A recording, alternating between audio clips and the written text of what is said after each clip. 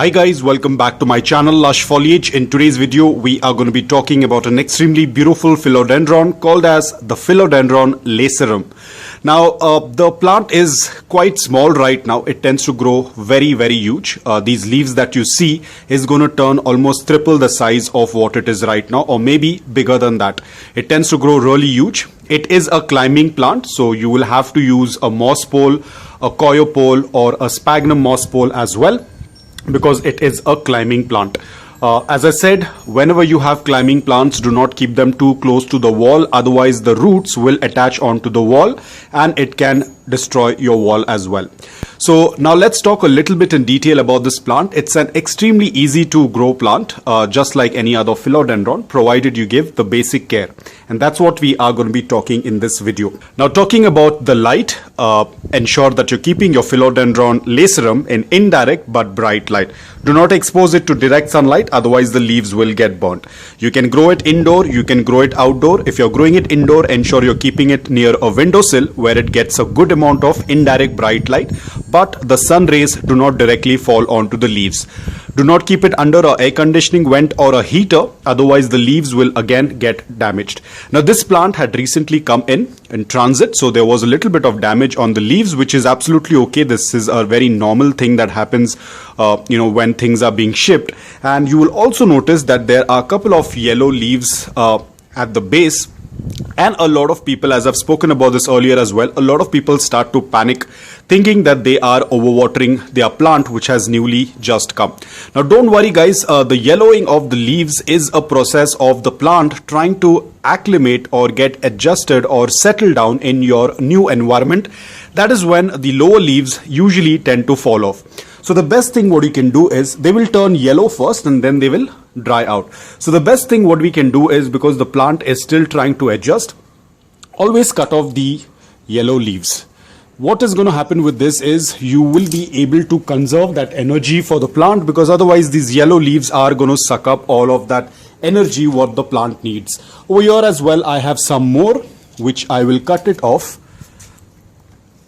so that the plant can concentrate more on its growth rather than spending, because these leaves, any which ways, they will turn yellow. So even while they are turning yellow, they tend to absorb a lot of energy from the plant, due to which the plant cannot concentrate on the new growth. So as you can see, these are the yellow leaves. Now, depending upon the size of the plant, this is a usual case that tends to happen, and you do not need to be worried. This is nothing related with watering or excess fertilizers or excess sun. This is just a normal process.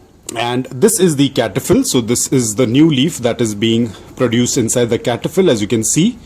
So we are not going to try and forcefully try to open it. We are going to let nature take its course. So overall, as I said, it's an extremely beautiful plant. We spoke about the light. If you're growing it outdoor, ensure that you're keeping it in a position where it gets indirect but bright light. Now, these plants can also tolerate little less light. When they tend to get less light, the leaves tend to turn even more darker green in color. But the only issue is, keeping them in less light, the growth is going to be very slow, and you might happen to notice some stretching on the plant. So ensure that you're giving a good amount of indirect bright light. Now, talking about the soil mix, I tend to use the same soil mix, which is a mix of coco peat, garden soil, sand and perlite, because philodendrons prefer a very loose, porous and airy soil mix. They also prefer a slight amount of moisture in the soil. That's why we tend to use coco peat. Do not keep the plant in soggy, wet soil. Otherwise, the plant will have a root rot. So whatever container pot you are using should have a drain hole. So whenever you tend to water, the excess water should flow out, only maintaining a slight amount of moisture in the soil. The sand and perlite is going to make the soil mix well draining and airy, which again will help in the plant growing very healthy. Now, talking about watering, again the same thing. During summers, it's their growing period, so the frequency of watering is going to be a little bit more, but always check around 1 to 2 inches of the upper layer of soil should be dry, and then go ahead and do a complete watering until the water starts passing through the drain hole. Do not keep the soil soggy wet, otherwise the plant will have root rot. Now, talking about fertilizers, you can go with any liquid based fertilizers during the summer month. You can probably do it twice in a month or once in a month, it's absolutely okay. Liquid based fertilizers are much better because they tend to get into the soil and the plant is able to absorb it much better compared to solid fertilizers. As you'll all know, I tend to use compost tea and it tends to work out really well. But when you buy a new plant, don't add fertilizers immediately. Wait for at least a month so that the plant can get acclimated and adjusted in your new environment.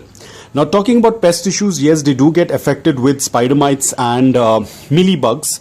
Scale insects are very rare, but mealybugs and spider mites and whiteflies are something that you might see very often. So always turn the leaves and do a regular check. Probably once in 2 weeks and once in 3 weeks. If you tend to see any whiteflies, spider mites or mealybugs, you can go with any organic solution. As I've already said, the earlier the much better. As soon as you notice even one insect or one bug, immediately take care of it so that it does not reach into a infestation. Now, talking about propagation and multiplying of a philodendron, I've already made 2 videos. I'll put both the video links in the description below. You can check it out. These are the nodes, as you can see. So over here I have 1, I have 2, and here there is a third one. So if you want to do a propagation, it is just few centimeters below the node. So this is the node with the aerial root. So you cut few centimeters below the node, and then either you can put it in leca or you can put it directly into the soil. So it is pretty simple. As I said, I will put the video link in the description below. You can check it out. Now, talking about temperature and humidity, they are tropical plants. They prefer slightly warmer temperature. That's why they tend to put out growth during the summer months, which are the warmer months. And during winters, they tend to go into not a complete dormancy, but partial dormancy. So it's always better to reduce the watering during winters and do not add any fertilizers because the growth is also quite slow. You can add fertilizers during the warmer months or the summers. And if you are from a place wherein you receive a good rainfall, the best thing what you can do is during the monsoon season is use rainwater, because that tends to work out really well for all the foliage plants, flowering plants, any plant for that matter. Rainwater is the best form of water you can give for your plant. Your plant will become very healthy. I've also noticed that the leaves get even more greener and they get a very beautiful sheen and shine on the leaves. So if you are from a place wherein you receive a good amount of rain, you can use rainwater during the monsoon season. Now, talking about humidity, these plants will do well in average humidity as well. You do not need a specific humidifier for this plant. You can club other plants together. If your house is very dry indoor, then probably if you want, you can get a humidifier, but usually this plant does well in average humidity as well. Probably during summers, during the afternoons, you can do a very light mist. That will work out really well. Now, talking about, is this plant toxic? Yes, all the philodendrons are toxic. So ensure that you're keeping this plant away from the reach of small children and pets. And also, whenever you're doing a propagation or a stem cutting, ensure you're using gloves, especially if you have sensitive skin. Apart from that, it's a very, very easy to grow plant. If you are a beginner, you want to add this plant in your collection, do add it in your collection. You might find it in the nursery, but online it is available. I'm not very sure about local nurseries, but you can easily find it online as well. So guys, that's all about it. I hope that this video was helpful to you. If it was, please hit the like button. And if you're new to my channel, please consider subscribing to it. Until then, take care, stay safe, and keep propagating.